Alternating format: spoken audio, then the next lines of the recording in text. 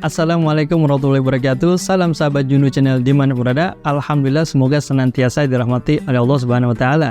Kembali lagi bersama Ana di Rawi tayangan Jundu Channel pada program kisah-kisah teladan atau Sirah Nabawi atau hal yang manfaat.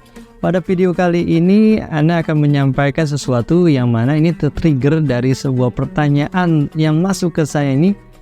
Pertanyaannya adalah, apakah mesti sholat itu harus berjamaah? Pertanyaannya cukup nyentil untuk kita semua. Karena jawaban ini sangat bagus dan penting juga untuk sahabat Jundu tahu, dan mudah-mudahan bermanfaat dan kita tergairah untuk sholat berjamaah. Bismillahirrahmanirrahim. Allah tetap memerintahkan sholat berjamaah pada saat berperang jihad fisabilillah. Jika ketika berperang dapat menggugurkan sholat berjamaah, tentu sholat ketika aman itu lebih utama. Andai sholat berjamaah bukan suatu tuntutan, pastilah diberikan keringanan pada saat genting ini. Lagi perang pasti dapat keringanan. Kalau sholat berjamaah ini bukan sebuah tuntutan, tapi mereka dalam keadaan perang fisabilillah tetap sholat berjamaah. Mereka gantian sholat berjamaahnya. Luar biasa, Masya Allah. Dan kita yang nggak perang, nggak apa, malu dong kalau kita nggak sholat berjamaah dan lain-lain. Masya Allah. Perlu diketahui sahabat Jundu, sesungguhnya Rasulullah SAW dalam mendidik para sahabatnya untuk sholat berjamaah itu tidak serta-merta ayo sholat berjamaah, enggak, tapi diberikan sebuah motivasi. An Abdullah bin Umar radhiyallahu anna Rasulullah SAW qala salatul jama'ati tafdulu salatul fazzi bi 27 darajah. Bersabda Nabi Muhammad SAW, sesungguhnya sholat berjamaah itu lebih utama daripada sholat sendirian. Kelipatannya ada bisa 27 derajat. Inilah didikan Rasulullah SAW terhadap para sahabatnya, sehingga diberikan gairah tuh. Sholat sendiri dapat 1 derajat, tapi sholat berjamaah mendapatkan 27 derajat. Akhirnya para sahabat berlomba-lomba, dan itulah motivasi daripada Rasulullah SAW. Kemudian Rasulullah SAW tidak serta-merta menyuruh pada sahabatnya aja, nggak nyuruh-nyuruh doang dan mengasih motivasi, tapi Rasulullah SAW juga menanyakan nih orang-orang yang tidak ikut atau tidak hadir di sholat berjamaah. Diadakan inspeksi tuh, benar-benar ditanyain sesuai dengan hadis Rasulullah SAW. An Ubay bin Ka'ab shalla bina Rasulullah SAW yauman subha.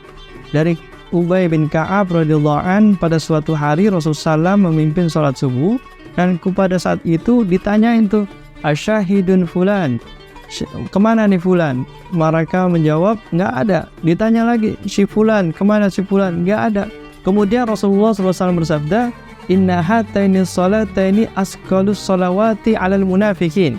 Sesungguhnya 2 sholat ini lebih berat untuk orang-orang munafik. Jadi ciri-ciri orang munafik ini berat nih untuk melakukan 2 sholat ini. 2 sholat ini apa sih? Sholat isya dan sholat subuh. Berat dah tuh. Luar biasa. Jadi kalau kita mau tahu orang-orang munafik nih, biasanya berat deh untuk melaksanakan sholat subuh berjamaah dan sholat isya berjamaah. Kemudian walau ta'lamuna ma fihi ma la'ataitumuhuma.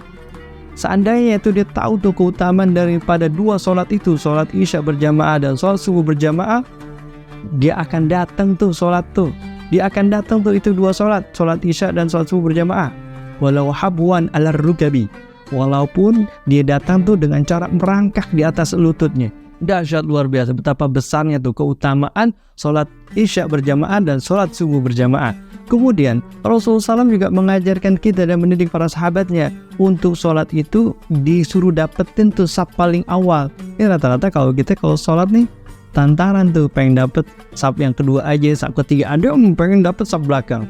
Padahal kalau kita tahu, inna saffal awal alal misli saffil malaika.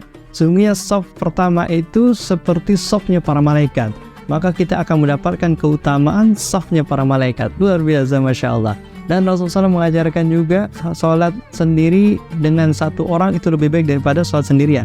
Sholat 1 orang kemudian makmumnya 2 orang itu lebih baik daripada 1 orang dan makmumnya 1. Dan lebih banyak, lebih dicintai oleh Allah Subhanahu Wa Taala. Itulah betapa pentingnya atau keutamaan daripada sholat berjamaah. Selanjutnya Rasulullah SAW memberikan ancaman bagi orang-orang yang menyepelekan sholat berjamaah. Dari Abu Hurairah radhiyallahu an, sesungguhnya Rasulullah SAW kehilangan beberapa orang pada sebagian sholat. Maka Rasulullah SAW bersabda, aku memerintahkan seseorang untuk memimpin sholat berjamaah, dan aku menentang orang-orang yang meninggalkan sholat berjamaah. Aku perintahkan agar rumah-rumah mereka dibakar dengan ikatan-ikatan kayu bakar. andai salah satu dari mereka mengetahui bahwasanya ia akan mendapatkan daging nih, jadi sholat berjamaah ini akan mendapatkan ini, pastilah ia hadir sholat berjamaah. Pada saat itu yang dimaksud adalah sholat isya, yakni sholatul isya. Di dalam hadis yang lain juga diriwayatkan an Usama bin Zaid, dari Usama bin Zaid, qala Rasulullah sallallahu alaihi wasallam la yantahiyanna rijalun antarkil jama'ati, hendaklah kalian berhenti untuk meninggalkan sholat berjamaah, au la uharriqanna buyutahum, atau aku akan membakar rumah-rumah kalian. Dahsyat luar biasa. Jadi ada ancaman segitu pentingnya sholat berjamaah bagi Rasulullah SAW untuk para sahabat. Itulah didikan Rasulullah SAW untuk para sahabatnya dan kaum muslimin pada saat itu. Dan ini berdampak pada kita semua agar terus bisa berjamaah. Dahsyat luar biasa. Jadi paham ya kenapa sholat itu mesti berjamaah atau dianjurkan untuk sholat berjamaah. Lihat, Nabi kita Muhammad SAW begitu dahsyat mendidik para sahabatnya dan kaum muslimin pada saat itu untuk sholat berjamaah. Dan ini adalah anjuran yang sangat untuk kita kaum laki untuk sholat berjamaah. Mungkin ini bisa membantu sahabat Jundu untuk mendapatkan jawaban kenapa kita mesti sholat berjamaah. Masih banyak hadis yang lain yang mendukung tentang pentingnya sholat berjamaah. Nanti kita akan bahas di episode berikutnya keutamaan daripada sholat berjamaah.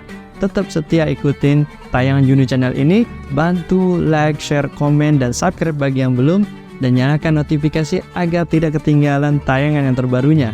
Ana Derobi, salam Jundu Channel. Assalamualaikum warahmatullahi wabarakatuh.